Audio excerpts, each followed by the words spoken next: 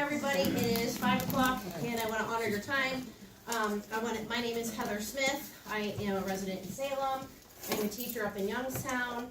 I was brought aware of LifeWise a little over a year ago, right before the Columbiana County Fair. I worked in the tent, found out a lot of people had never heard of LifeWise, thought it was something that's happening in Oklahoma, and so we dug in a little bit more, and I have my opinions about LifeWise, and I'm not here to tell you what to think or how to think, but I like to base my opinions on facts.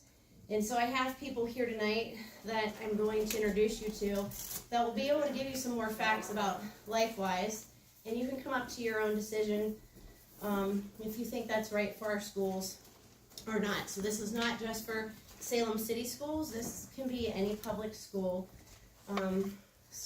anywhere, like in a lot of the states. So what happened is they lobbied, just not a lot, I guess, just enough for one word to be changed, from may to shall.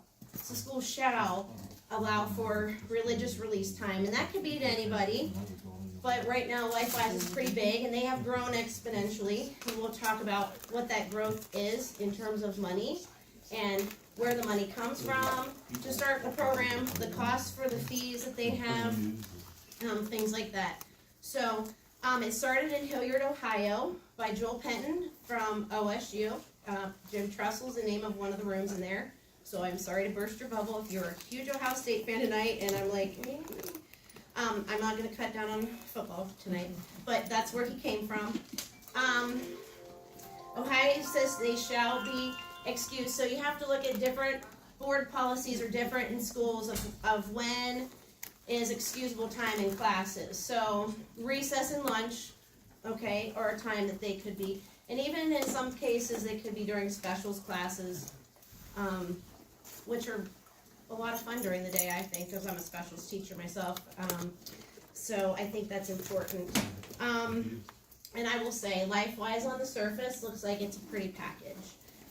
Because it's a parent choice, it's optional, it's legal, so it's like, what's wrong with it? I want my child to be a good moral person, and I'm not against that at all. It's just interesting to me that it's during school hours instead of before or after, especially when schools and their busing issues, you know. I don't know if you want to bus them, I don't know. Anyways, maybe we don't want to do that either, but anyways, I'm just saying it doesn't, during the day is just weird, because taxpayers pay for the time teachers are there, okay, and so now you're excusing time for them to leave, and there's a lot of things we're going to talk about, so I'm not going to go into that, but I'm going to tell you who my panelist is. Hey, Jen. Let me go through here. Okay, I would just ask for housekeeping that during this meeting that everybody's respectful, kind, and open-minded. Our presenters are going to answer questions and share some of their personal experiences. We're going to have 3 minutes to answer each question, just so we keep going and nobody goes on a 20-minute answer and you're like, I got things to do. So we're trying to summarize. They knew this beforehand. They had 3 minutes. That's the only exception is the first question because it's a big one. So I'm going to forgive her on that one, and we'll snap her at her if she needs to get going. Okay? Just get respectfully. So, okay. So we have Rachel Snell. You want to pop the picture up here? That was me running for school board, but it's not about me. Win or lose, my goal is to inform the community tonight to make your decisions. So Rachel was actually a LifeWise volunteer, a board member, and hired as a teacher. They wanted her to falsify her hours at one time. If you Googled her name from the flyer and looked into her, you probably found some articles written about her. At one point, she was helping after a hurricane in North Carolina, and somebody asked her, hey, why isn't LifeWise is down here serving our kids during the day? You know, why are they at now? And, you know, to bring them, help them with supplies and stuff. So she can tell you a little bit more about that when she introduces her. Like, why weren't they there? What kind of serving do you do in the community, you know, when things go wrong? I have Shane Russo. He is from, like, Mahoning County. Mm-hmm. I'm not exactly sure where he lives. I know his wife teaches in Struthers. Yeah, I live in Boardman. And he lives in Boardman. Okay, he lives in Boardman. he is the lead organizer of action. And when I first asked him to come on board, he was not. So this all happened just recently, and he's like going to do great things there. But he knows this theological curriculum, and I wanted to get a hold of him so he could explain to you a little bit more about what the LifeWise curriculum is. If you have questions, when they say we're non-denominational and we just teach the Bible, he's going to dive into that a little bit more so you understand what the potential implications could be on the community from the curriculum. And then I have Zach Parrish. So, gosh, I probably noticed him a while ago because he started doing Parents Against LifeWise, which changed to the Secular Education Association. And so he knows about all sorts of things that have been happening all over. And he has experience, and he has things he can tell you more so than I can. I'm just interested, and I'm picking up pieces and parts. So I don't know. That's how I'm going to introduce them. And let's see if I have anything else in my notes, because we're going to start on our questions. At the end of the questions, you're going to have a chance to ask questions or comments if you would like. Also, we have lots of goodies over here. So before we leave, we would like you to make sure that table doesn't need to be packed up as much. Take some cookies home to your grandchildren and your kids and yourself, spouses, and whoever can't make it, okay? So, also, Rachel and Zach, they drove 500 miles just to be here today from near the Indiana border. They didn't, I didn't even pay them. They're doing this because they believe it's that important, and I want to make sure they have gas money and feel appreciated. So I do have a tip jar over there for gas money. It is not for me. It's not for my campaign at all. It is for their gas money. If you feel inclined, if you appreciate what they say today, it's over there. So eat food and tip them if you would, so they feel like their time here is worthwhile. Because I'm just like, will you guys come and do this for free, 500 miles away? Sure, okay. And they're here, so I just really appreciate that. All right, the first question tonight Rachel is going to address, and it's, what does LifeWise's internal operations tell us about the organization's real priorities? Are they truly in the best interest of our own children and the broader community they grew up in? So there is a lot I can say about this. Obviously, I don't know someone else's mindset and what their priorities are and what their motives are. But I think we can tell by the actions of LifeWise Academy really what their top priority is. And so we have to look at that. One of the things about their internal policies that's highly concerning is the fees. So in your community, for your program to operate, depending on the size of your school, you're going to pay somewhere between $4,000 and $12,000 a year. And if you have more than one school, so for example, the community that I volunteered in, we had a building that was K through 2 and a building that was 3 through 5. We paid an additional $1,000 to do those 2 separate buildings. And there's not a reason for it. That cost is literally just giving you electronic access to their curricula. That's it. You're not getting the printouts and the handouts. You're either paying to print those professionally through LifeWise, and there's pretty high fees for that. So a lot of times you're printing the PDFs yourself.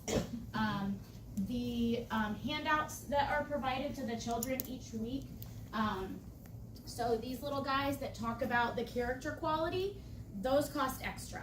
They come in packs of 25, so you're paying for those.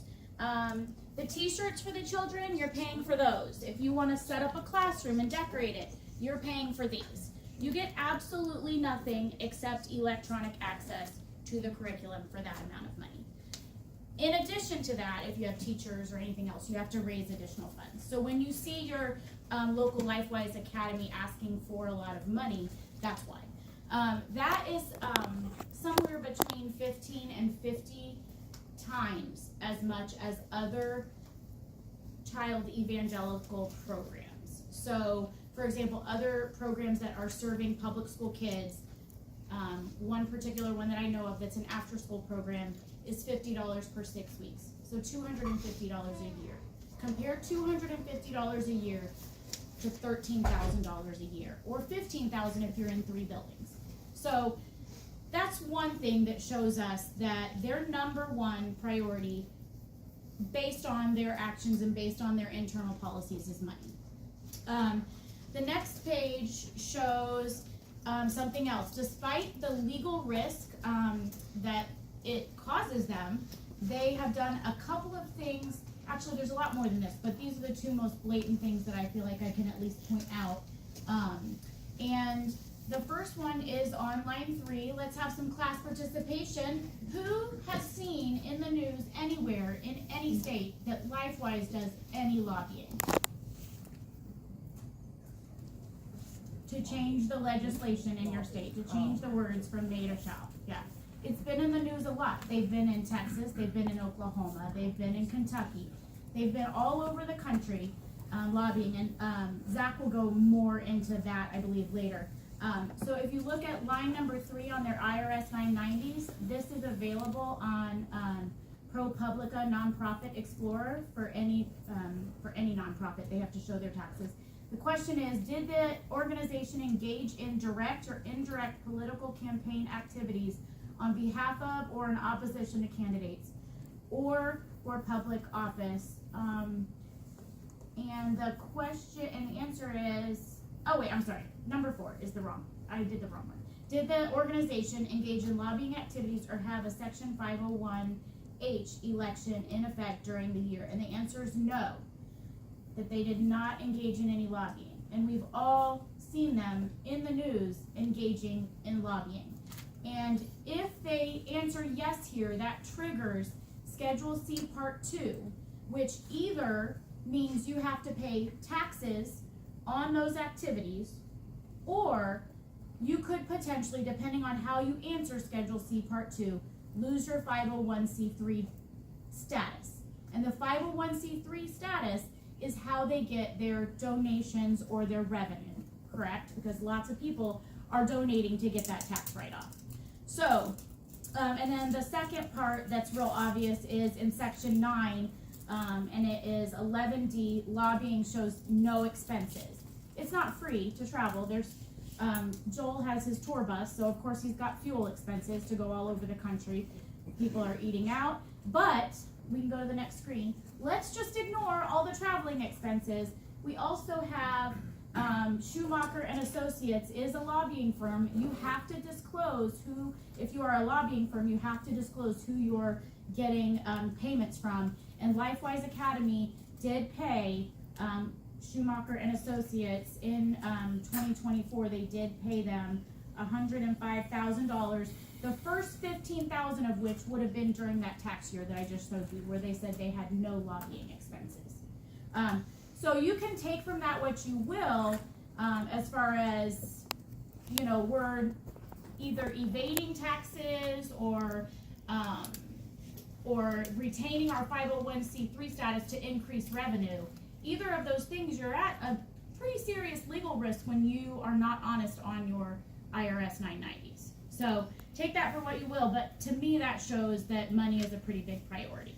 And then the last part is, are they truly in the best interest of children? Something that Zach's going to go over later is the FBI BCI background check and lack thereof. And so I'll let him go into the details about that. But when I went to mediation with LifeWise, which I really thought about and prayed about and did not want to do, because they had the opportunity before they terminated me for not being willing to falsify my time card for them, and they didn't want to meet with me or my attorney. But when it was going to pause their investigation, they wanted to meet for mediation. So I really was tempted not to go, but I did go.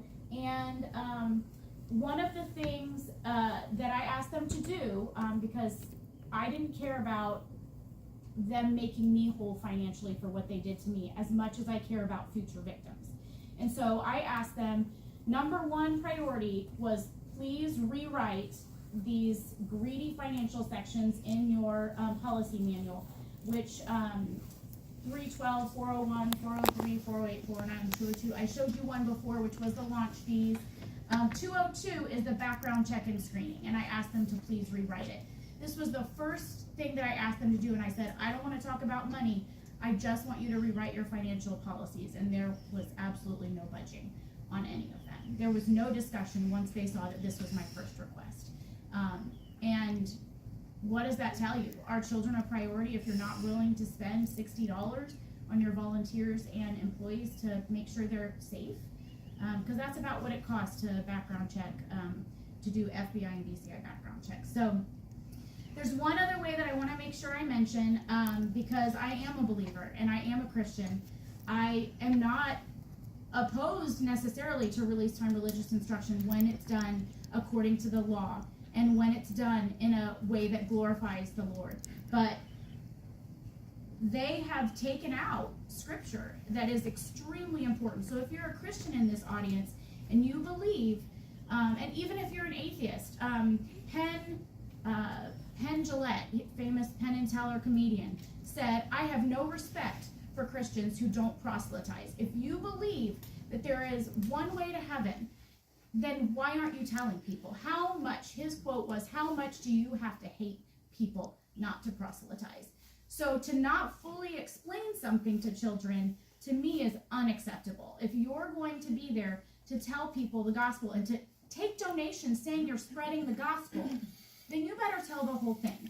Because otherwise, LifeWise is hiring employees and hiring volunteers to be like a lifeguard, and instead of actually helping children, you're like waving at them and being like, hey, you're drowning, but I'm just going to hang on to the life preserver. So that is my biggest problem. If they really care about children, then they should tell all of the gospel and not just the parts of it that they want to tell. All right, so next we have Zach. He's going to talk about Ohio's religious time instruction law requires voluntary participation, off-campus instruction, and private funding. How does the district ensure there is no use of public resources or staff time for LifeWise? Yeah, I mean, ideally, this is going to come down to the board policies and the administration, running the actual school buildings, the principals in the elementary school. They're really going to be the ones in charge of whether or not this happens. Unfortunately, what we see most of the time, click me over, I'll play a video here. This is from the Worthington School Board meeting. Do we have audio? No, I don't know if we do have audio. I don't think we checked for... Okay.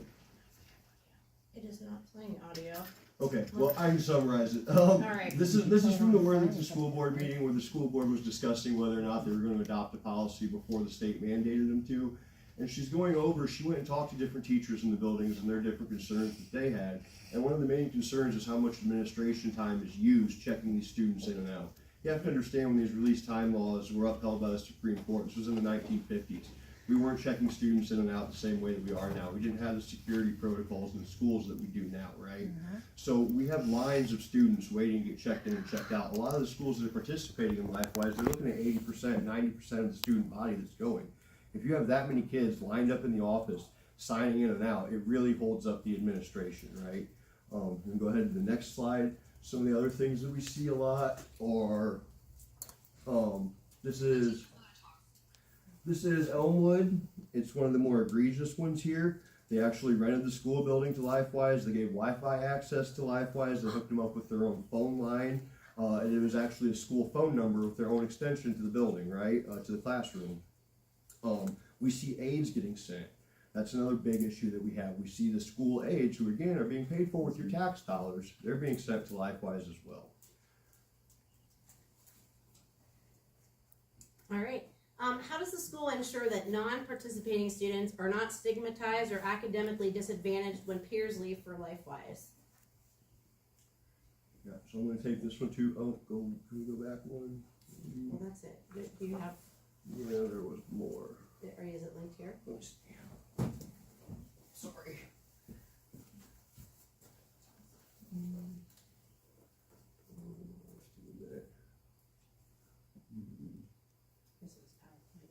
Oh, that's why my animations are going to work then. Okay. All right. So, one of the big problems that we see is that teachers aren't allowed to teach during the time that the kids are gone, because again, in schools where you have 80% of the student body leaving, the teachers can't go on with their curriculum and their lesson plans. So that's a real problem that we see. You know, teachers are directly being told that they can't teach. We've had a testimony here, but it's not playing. Something else that happened, this is kind of what got me started on this fight personally, was my daughter was sent to a study hall in 2nd grade. And you can see here what it says when I ask, why is my daughter being sent to a study hall while all the other kids are going to LifeWise? What's she going to be doing in that study hall? And it says during study hall, your child will be working on academic activities independently. There was no instruction. She was not getting help. She was reading by herself and being stuck on the computer to do problems. This actually took place in the gym. It wasn't even in a classroom. They shoved my daughter in 2nd grade into a gym to sit and read by herself while all the other kids went to LifeWise. So that's what got me fired up, and that's what got me started on this. Yeah, and to add to that, part of my background is I have a degree in special education and elementary ed. My wife is a public school teacher, and one of the things I know happens throughout the week, not even involving religious instruction, is that students get pulled from their quote-unquote specials classes, so art, music, gym, any class that's not the core 4, they can get pulled out all the time for extra study for those core classes, for any number of reasons. My wife, on an average week, has kids pulled out at least one day a week from her band, like her 5th grade band class. And so that impacts when you pull kids out, right? And that's for the core 4. Now we're in a position where she might have to release kids another day a week, and we're talking now going from 5 days of instruction to 3. And if you've ever tried to wrangle 5th graders in band, you know that 5 ain't enough. 3 isn't. So the point being that kids are already, education is disrupted when we devalue anything but the core 4, and all this does is continue to devalue that to the point where it becomes a question of, why do we have these non-core classes anyway? Why don't we just have the core 4 and then just send them out to do whatever they want the rest of the day? Because that's what we're getting to with that, and it just reiterates the point that when kids are pulled from these classes for anything, it disrupts the instruction of everybody in the class. And if you're a teacher, you know this. If you have a student in a class who has been disrupted, you know this. But I don't think everybody is fully appreciates how much these kinds of things impact the whole education. And since we're talking about the public school, it doesn't really matter what you believe about the religious aspect of this. We're talking about the educational aspect of this. And the educational aspect of this is that it does impact the whole student body, even those who don't participate. They're forced into some sort of participation because they lose out on that instruction. And that's always the biggest argument, is that, well, just don't sign your kid up and it won't affect them. Clearly that's not the case. My kid was affected. They never had study hall in 2nd grade before LifeWise came into her school, because that's absurd. You don't leave a 2nd grader to read by themselves. Given LifeWise lobbied for Ohio law, how can the community be confident this isn't a backdoor to integrate evangelical teaching into the school day? Yeah, unfortunately it is. I don't think that there's any way around this question. It absolutely is just a way to evangelicalize during the school day. They are using the schools to, proselytize to these children. Their vision statement, in fact, it used to read, they recently changed it, but it did read, their mission was to reach unchurched students in public schools. Their mission field is unchurched students in public schools. That tells you all you need to know. They're not offering this program for kids that already have this faith. They're offering this program to convert children who don't already go to church, and that's a big problem. That's something the Supreme Court warned about when they, decided these cases in the 50s. This wasn't supposed to be happening. You're not supposed to use the machinery of school and the compulsory attendance to evangelicalize and to proselytize and to convert these kids. Like I said, they did recently change that in their vision statement, probably because it was such a point of contention, right? And again, I think Rachel mentioned earlier, they're lobbying all over the country here. We put this map together here of what the different state laws say. The red is the states where it says school shall. have these programs. The blue states say they may, and then the gray states are no law. But as you can see, they are all over the country lobbying and trying to change these laws, so the schools have to work with them. Can I just add a little piece to that? As a pastor, I used to try to work with students, in schools all the time, but not during the school day. It would be like, example, the last thing I was a part of was I went and helped with the Tabletop Gaming Society at Niles High School. And it was an after-school thing that happened. And one of the things I had to agree to in order to be allowed in that building was specifically not to try to get those kids to come to my church, not to try to proselytize those kids.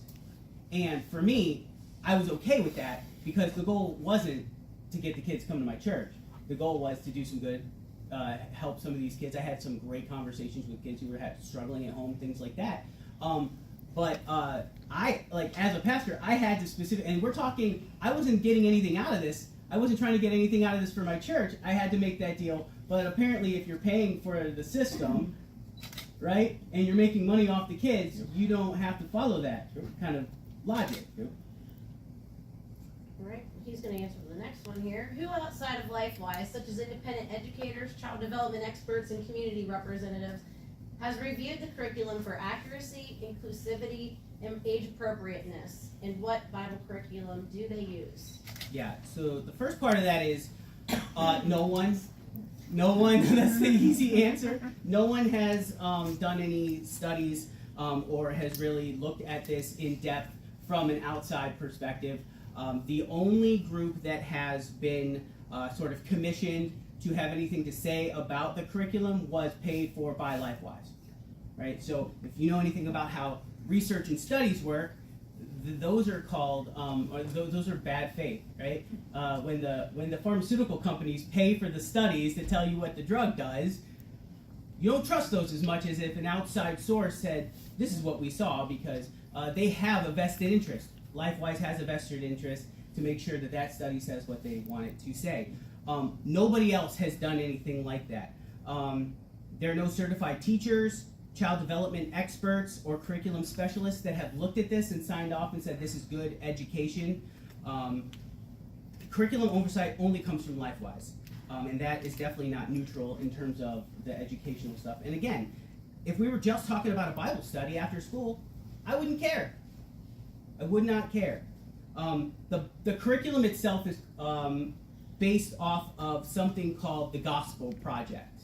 Now, the Gospel Project is a curriculum that was developed by LifeWay Resources, and LifeWay Resources, you may or may not know, is the publishing arm for the Southern Baptist Convention, right? Which, in and of itself, is not a problem if you are Southern Baptist or you hold. I mean, yeah, I'm not going to argue the belief of people's right to be Southern Baptist. What I will say is this: it is a curriculum created for a church setting for teaching Christians how to be Southern Baptists, right? And it is very disingenuous for a group like LifeWise to say it's interdenominational or non-denominational when it is given by an organization that would not stamp its name on it and sell it to people if it didn't adhere to its doctrinal positions. Right? There's no way the Southern Baptist Convention would stamp their name on something that did not adhere to their particular beliefs. So to make any kind of claim that this is non-denominational is just a lie. It's absurd. And it's pretty upsetting, like, to me, as I'm sitting here. I'm sitting here really trying to be cool about this, but as a Christian, I find Christians who lie about where their faith comes from to be abhorrent. Own your stuff. Own it. It's okay.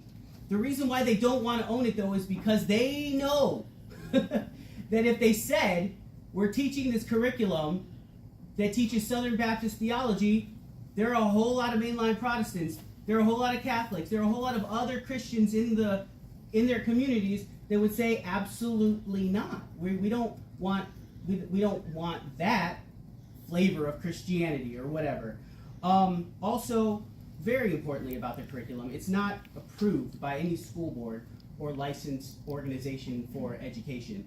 And you can make the argument, well, they're doing it off campus, it's by volunteer. But again, we're talking about taxpayer time for the block of time of the public school day. The taxes pay for the public school day, not just the individual teachers or the classes. We're paying for that block of time. And so to have kids have the weight of the school day behind their religious education, because that's what happens. What did you learn in school today? Well, I learned that the universe is this many years old, and I also learned that it was created in 6 literal days. You learned that at school? I learned it. For a second, third grader, fourth grader, fifth grader, they don't differentiate the fact that this was off campus, paid for by private funds, or their school teacher. It was at school. And Right? there's And so- studies to back that up too. Like, he's not just saying that. There have been studies that say these younger kids cannot differentiate from these release time programs and the school day. That's fine. And there is no oversight, none. There's no oversight by the state, by the local school boards or school authorities during that time. Again, that your tax dollars have paid for. And I think it's also important to know, this is also part of my personal story, a reason that this curriculum hasn't been reviewed is because up until recently they wouldn't show it to anybody. I actually ended up publishing it online so that parents could read it, because if you're signing your child up for this, you should know what's being taught to them. But until I did that, they would not share the curriculum with parents, with school board members, with clergy members. They wouldn't let anybody review the curriculum until I published it, and they ended up suing me, and we settled, and part of my settlement was that they had to make it publicly available for people to review. So now you can, thankfully, but they really fought hard against that. So. And they still have put a lot of Kudos to you. restrictions They on have. that. They have. Kudos to you. Thank you. Yeah, kudos to you. I'd like to add one thing to something that you said about them lying and saying that it's non-denominational. This is another example of their motives, because if they say it's non-denominational, they're going to be able to exploit volunteers from all the churches in town, and they're going to get cash donations from all the churches in town. So that is a motive, in my opinion, for that particular lie. All right, Zach, can you provide independent third-party evaluations not produced by LifeWise that confirm the program's benefits to all public school students? No, in fact, it's quite the opposite, because they do have a study that they put out that they claim is an independent study. It was actually paid for by one of their biggest investors, Ambassador Enterprises, and they claim things like their curriculum improves attendance, it lowers discipline rates, it increases academic performance, it lowers truancy, tardiness. I don't know how you can say you are lowering, or fixing attendance when you're pulling kids out of school. We actually had a researcher from the University of Nebraska, a professor out there, go ahead and look at this study, because I wasn't qualified enough to debunk it, but he was. And if you scan the QR code, you can see his debunking of their study and how bad the data that they used is. Just the analysis and the data that they used for this study, it's BS. There's no other way to put it except to say that it's just pure BS. So. Is that in the pamphlet? It is not. This is not, but Okay, I hold can, the screen for a minute then. we'll please. hold it for a second if you want us, anybody wants to It is scan on it. our website too. It's on the website too. Okay, thank you. So. All right, Shane, the curriculum teaches one denominational reading of Christianity as absolute truth. How does that serve the religiously diverse student population of Salem's public schools? Again, short version, it doesn't. But again, it's published by Southern Baptist Convention. It is a LifeWise rebrand, but they don't change anything from the theological core, which that makes sense, because again, the SBC would not, LifeWay would not license this out to them if they did that. A little bit about the doctrinal framing of it. Again, you may hold these things to be true, and so I'm not here to say don't believe these things. All right, I hope this means something. That I'm not anti-Christian. I'm not anti-even Southern Baptist Convention. I have my own theological beliefs, but every lesson they teach from a very specific view of evangelicalism that points to everything points to Jesus. And you may believe that, and that's fine, but a good portion of our students do not. And what happens when you do that in church is that you teach them your theological backing. What happens when you teach them church in a public school setting is they get to go back into the building and be all confused about the things they are also learning in school that might not say Jesus is the answer, right? And I'm talking about the scientific framing of this theology is generally seven-day creationist, which, again, you can hold that belief, but we cannot teach that in our public schools because that is not the only truth out there, right? If we're teaching to everyone, then we need to teach the thing that is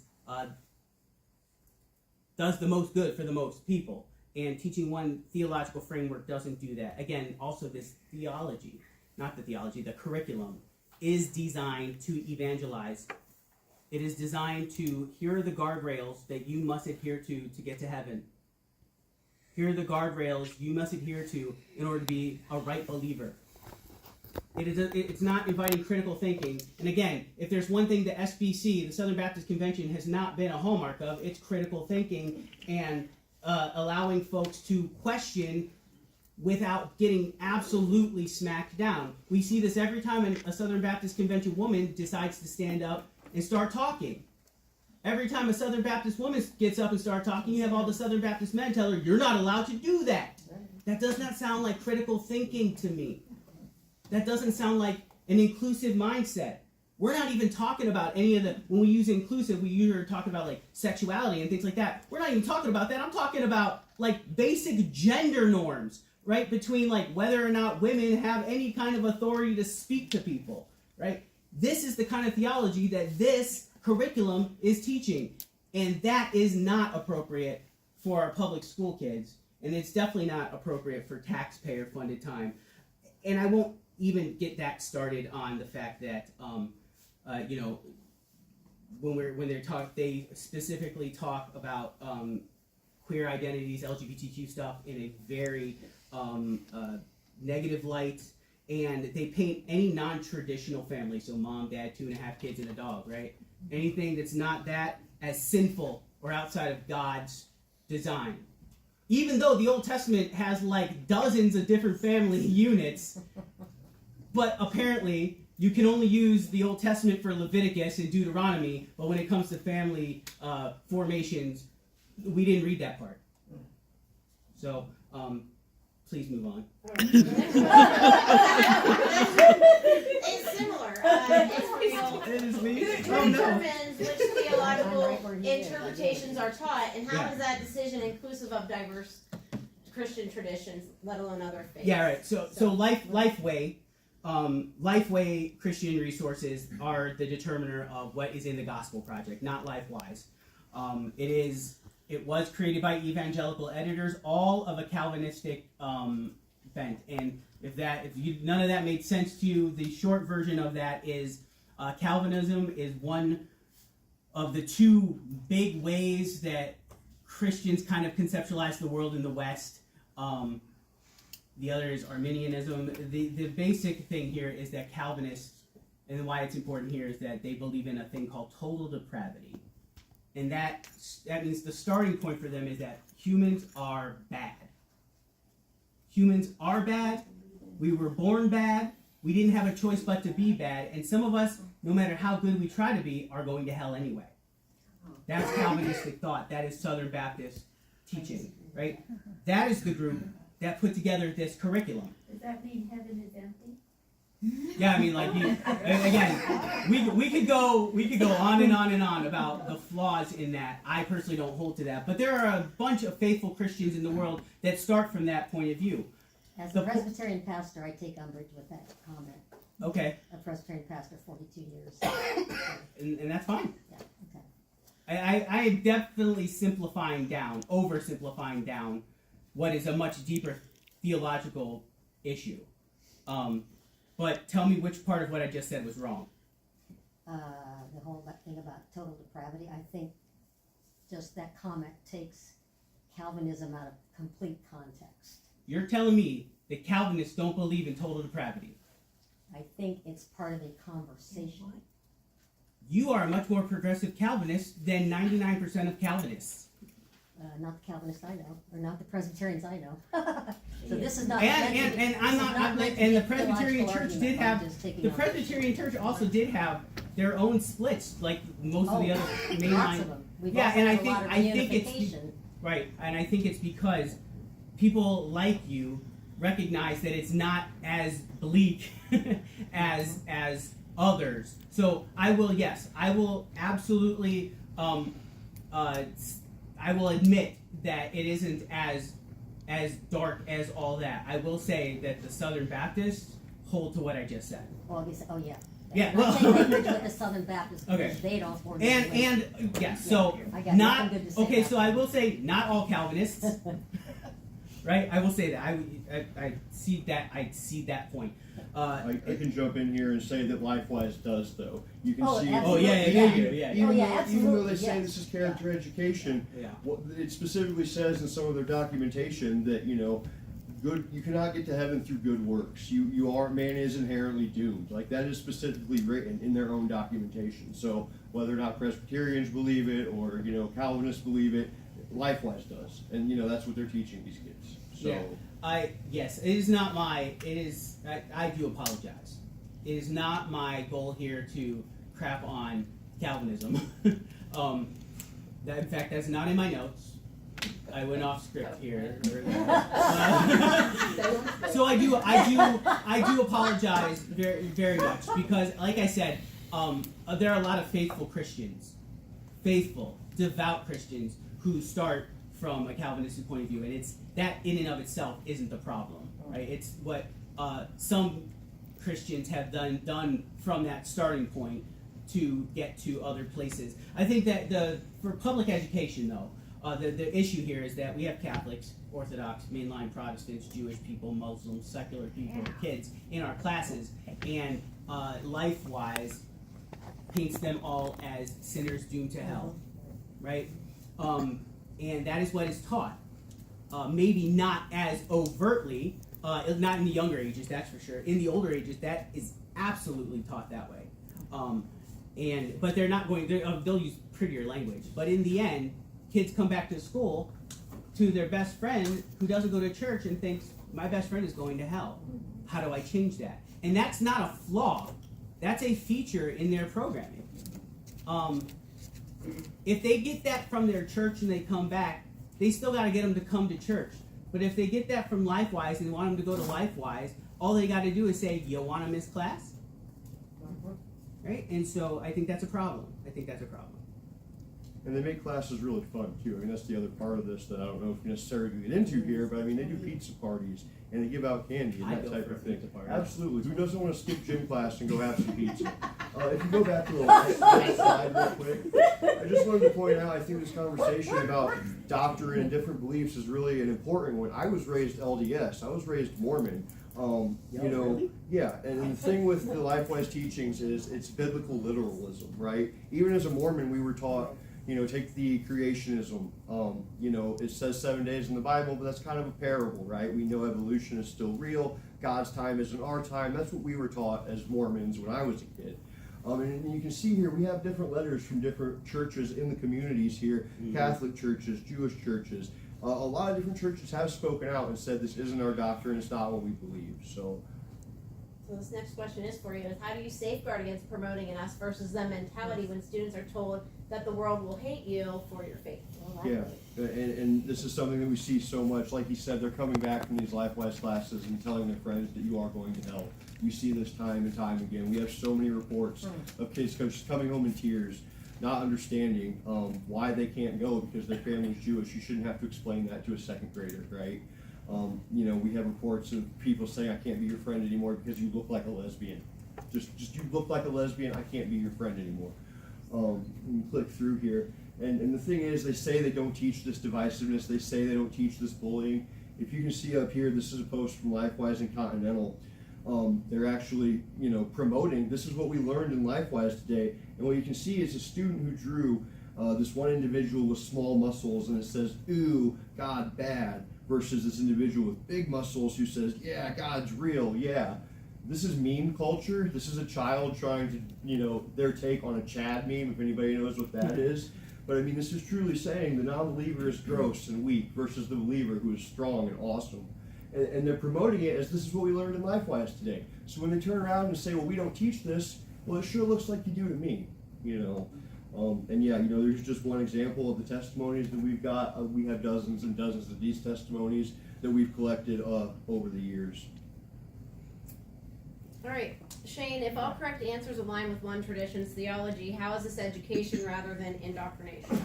Yeah, I mean,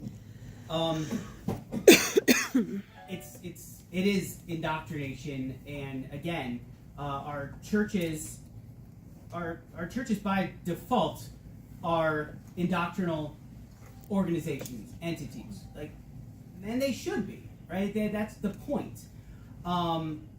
So my issue isn't necessarily with the fact that we want to teach them doctrine from our theological point of view. The issue is that this group wants to do this on the public dime, and so it's not. We should be educating. And I know somebody is going, not maybe here, but somebody, and I have heard the argument, well, public schools are indoctrinating our students with a secular worldview. And the reality is that it's a public school. Of course they are going to teach things that the public should know, that the public should grab onto. So if you want to call that indoctrinating into a public worldview, I guess you can, and that is what that's such a weird way to frame it, but that's what some Christians have argued, is that we are just trying to counterbalance. But we already have that time and the ability to counterbalance literally all the other hours outside of that day. I'm not sure we are going to actually address the question directly, so I'll say it now. The reason why LifeWise does this during the school days is they know darn well the kids are going to sign up in droves to leave class, rather than if they did it after school or did it as a Sunday school where they would get nothing. Because we've taken what should be a church issue and we've tried to make it a public school issue. And that's all fine and well until the law changes to say that your kids absolutely have to learn LifeWise curriculum. Right now, it says that schools have to let LifeWise teach their curriculum at a certain point. But it took some lobbying to get there. Do you really think it'll stop with that? No, it won't, because evangelicalism doesn't stop with that. The evangelical worldview is we have to save the world. And so it's not going to stop here. And we can see that in what they're lobbying too. That's the other part. We will have time for questions at the end. And the other part of what he was saying about it's not going to stop here, like we said in Ohio, they changed one word from may to shall, but we track the legislation that they're lobbying for in other states. And I want to make sure it's clear, they're not just lobbying for this legislation, they actually wrote it along with First Liberty, the Heritage Foundation, the Wall Builders. They cite these organizations as helping them write this legislation that they are pushing forward. And it's specifically saying that they want to be allowed into the school buildings now. So that's the next thing that's going to happen. They're going to be using school classrooms during the day to teach their classes. As far as public education goes, it should be the goal. And I will hold the public education system to the fire when it isn't this way. But it should be the goal for our public education system to teach thinking, critical thinking, or any thinking for that matter. And you can argue whether or not they're accomplishing that goal across the board. I think there are levels to that, right? We know that that's true. But when one answer is the only answer, and anything that deviates from that answer is wrong or bad or sinful, then that is not public education appropriate. That's not public school time appropriate. It is not, and this isn't just a religious issue. We see this in other areas too. Heather can speak directly to this. You've been doing a lot of work with learning about Salem's history, right? But if we only teach one aspect of our history, then we're getting an incomplete view, and we can't critically think and make critical decisions based on the reality of the totality because we've only learned one scope of it. But so it should be the goal of the public education system to say, this is all of it, now do with that what you will. this definitely doesn't meet that bill by a long shot. All right, Rachel. Let's learn about some money. How is it funded? So, according to LifeWise Academy, it is private donations. And the next slide shows a researcher. Oh, go back. Yep. It shows LifeWise.exposed. There's someone that's researched and uncovered where 19 million of the 60 million in donations that they've had the last several years have came from. Obviously, some things are given in a way that's harder to track. Is it EFTs? Is that what they're called? DAFs, DAFs, donor that's advised it. funds. Yeah, and donor advised funds, so it's a big giant chunk of money that comes from multiple sources, and we can't see what those sources are. So there's a lot that's given from those. But this list that is on this website, if you go to lifewise.exposed, you can see a list of a lot of different donors. And one thing I found really interesting, depending on what community you're from, you'll see different businesses, and you'll just be surprised. I think it's even searchable by state too, so that's helpful. But one thing I found really interesting on this list, in my prior life, I was a banker and bank manager for quite a while, and so it was really interesting to me to see the financial institutions that are on here. Something we'll talk about a little bit later is their investment income. But one thing that I know from being a bank manager for a number of years, business bankers and investment bankers, they like to kind of, scratch your back or scratch my back and I'll scratch yours. They do some reciprocal business. So I think that may have something to do with all the financial institutions that are on here. It just was really curious to me when I saw that, because typically when kids come in with asking us to donate to their soccer club and things like that, when you're in banking, it's a no-go. I mean, banks tend to be pretty stingy with their money, so I was fascinated by how many banks were on that list. The next page is about the fact that RTRI legislation states no public funds can be used to fund the LifeWise programs. However, there's several resources. I think I listed them all up there. I'm going to stand up just so I can see my own slide. That you can go to that will regularly post information. I've got Secular Education Association, obviously, Zach's organization. Respect Public Schools also catches a lot of stuff. Honesty for Ohio Education, and then LifeWise.exposed.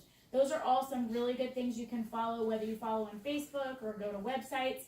That you can get a lot of information, but this is one, it's a lease agreement with the Village of Dresden.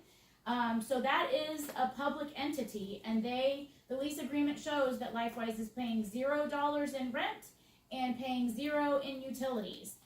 So they are being publicly funded in the Village of Dresden.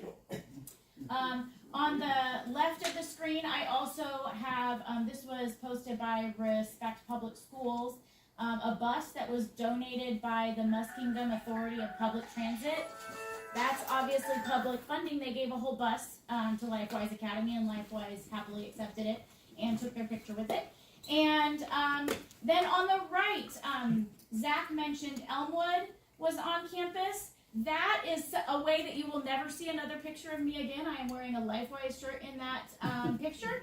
And that is Mrs. X Music Classroom. That program was on campus as well. That program doesn't exist any longer. And then I've also become aware that Newton, Ohio also has done, I'm not sure if they're currently on campus or not, but there's several times that we're blurring that line of public funding. Intentionally so. Yes. Don't think that they don't know the laws either, or they're doing it to normalize it. Right, now we have a good question. They've all been good questions, but this one's a different. What kind of background checks does LifeWise require of volunteers, and what is the hiring process for teachers? So this was for Zach and Rachel. Yeah, I'll start with the background check question. I actually ran a background check on myself through their service. It was called Protect by Ministries. It's really important to know, a lot of people aren't going to understand this until you do the research and look at it. when you use these private companies to run these background checks, it is not the same thing as the FBI and the state databases. These private companies, they buy data from counties or from states, right? So they're not nearly as complete as what you're going to get in the centralized database that the state and the FBI is using, right? The other big difference here in Ohio specifically is that any teachers and volunteers in the school have to enter into what's called a rack-back system, which will automatically red flag if a teacher or volunteer, say, gets a DUI or any kind of charge like that. It throws a red flag up into the system so the school administrators can know, district board members can know, hey, something's going on here, you might want to check into this, right? LifeWise doesn't have to do any of that. They don't have fingerprinting. They do these, what are basically consumer reports, right? They're these private background checks, and they're just not equivalent to what teachers do. You know, that is the key takeaway here, is they're not equivalent. They're not the same thing. Like I said, I actually ran one on myself. I've got a bit of a record. It brought back less of my criminal history when I did it for LifeWise than Lowe's did when I applied for a job there. And there's been, this is from Indiana, sorry, the slides are messed up here. There was a big contention here in this school district in Indiana because while LifeWise was trying to get up and running, they said, we'll share this information with you, you know, and the school board said, yes, you either have to share this information with us or your volunteers and teachers need to come to the school and do our background checks. And while they were talking it out, trying to get their program running, they said, yeah, we'll do that, yeah, we'll do that. When the time came to get the program off the ground, they refused to. It says here, after nearly 6 weeks of waiting, LifeWise informed the school board they would not share the background check results with the volunteers, nor would they require their volunteers to participate in their background check process, and are under no legal obligation to cooperate with the request. In Ohio, that is not true. That was one of the big wins that we got. We couldn't stop the mandate. We really tried. I went down and testified in Columbus personally. Our organization, we put a huge call to action out. There was a lot of us that went down and testified against this. There was actually more testimony against this than there was for it. If you just look at the sheer numbers of it, legislators didn't care. They're in their pockets. But what we did get added into the legislation was that school districts can dictate the background check policies of LifeWise. So it's really important to know if they're coming to your district. You know, districts can put guidelines and restrictions on the background check specifically here in Ohio. Talk about the hiring process and qualifications. Okay. Yes. So I can mainly speak to my experience, which is a little different because I volunteered for a little while beforehand. I was a volunteer for about, I want to say like 14 months or so when I applied to be a teacher. And I was volunteering in a different program than the one I applied in. So the first step if you want to be a teacher is to obtain a letter of recommendation from your church pastor. Then you fill out your job application with your job history and your educational background. And there is not a post-secondary education requirement. I didn't realize this at that time because I have one. So I have a bachelor's degree, so I didn't realize that wasn't required, but it's not. There's also not any requirement for experience in an educational public school classroom, which I also didn't realize because I have that as well. So, but about 6 months after me, our secondary teacher was hired, and she has had no degree and no educational classroom experience, just a Sunday school teacher and church camp counselor. So, from an educational standpoint, since this is during the school time, I feel like that's kind of disappointing. And then you have to answer essay questions.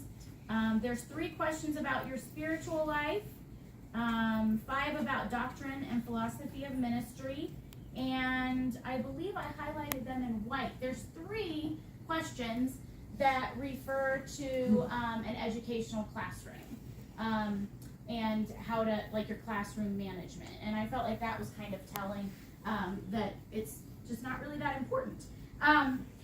So then you take your application, you submit it, and after you submit all your essay questions and your application, I was reached out to a couple weeks later by 2 of the LifeWise programs that were in my community that were just starting up, and they were at different points.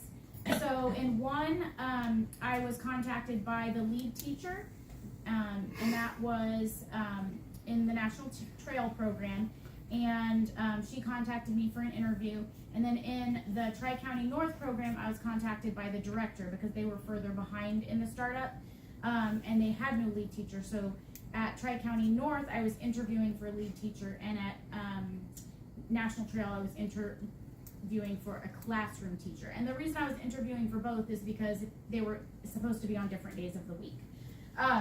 So I got an interview maybe within a week, and I sat down with all of the board members and the director in both programs, and it was a discussion. They all asked a lot of questions, and within about a week of that, both programs sent me an offer. They called verbally to discuss it first, and then sent a written offer once I accepted. One, I accepted a substitute position, and the other was the lead teacher position.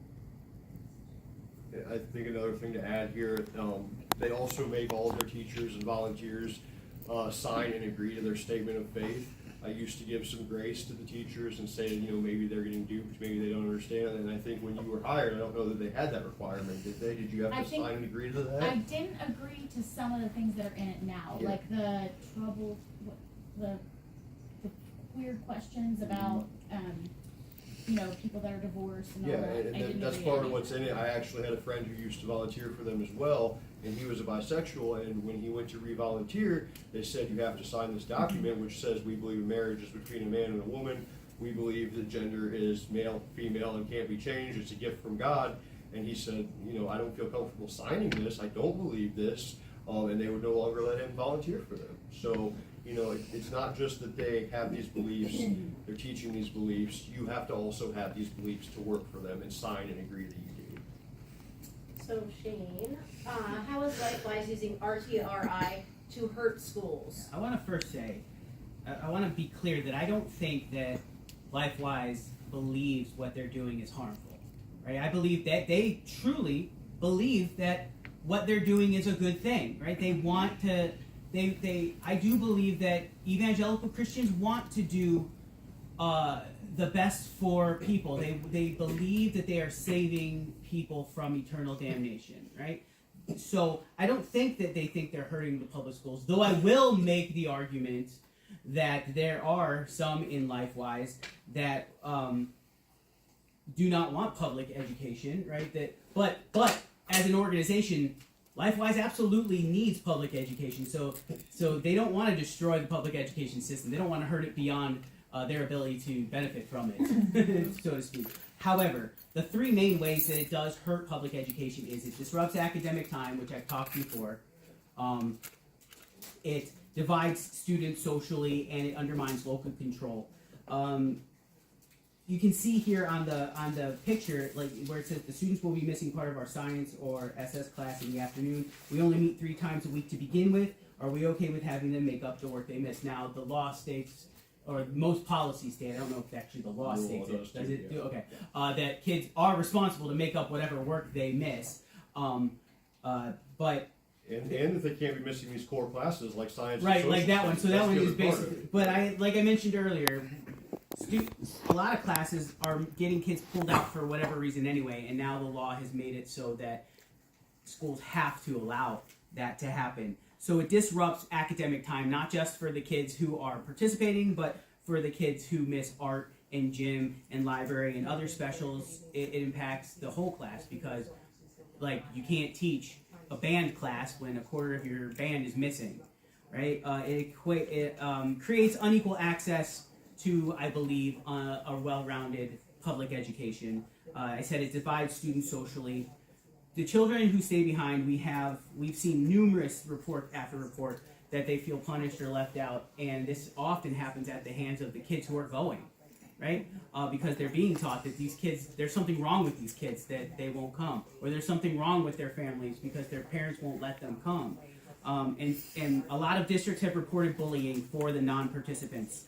And ultimately, and I think this is one that probably hits close to like a lot of our hearts, regardless of where we fall on the theological or political spectrum, it absolutely undermines local control of our education, right? Yes, each local district is beholden to the state standards and the rules and things like that, but we get to decide how that plays out by and large during the day. But this law, that where it used to exist, that districts could allow for this, right? It existed that that districts could allow for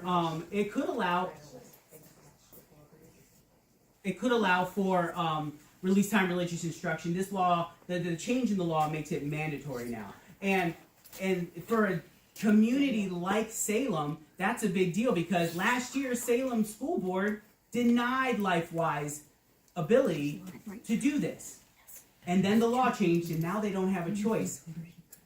So the school district is now being forced to do something that, as a district, said, no, we understand there are risks and problems with this, right? So it undermines local control, and districts now have lost the ability to say no to something that is harmful. All right, Rachel. How is LifeWise using RTRI to benefit themselves? So on the next screen, I've got a couple things I want to point out. This is their revenue, 2023 and 2024. We don't know 2025 yet, because their fiscal year ends June 30th, so that we should see that in around November. Hopefully, we'll get that information.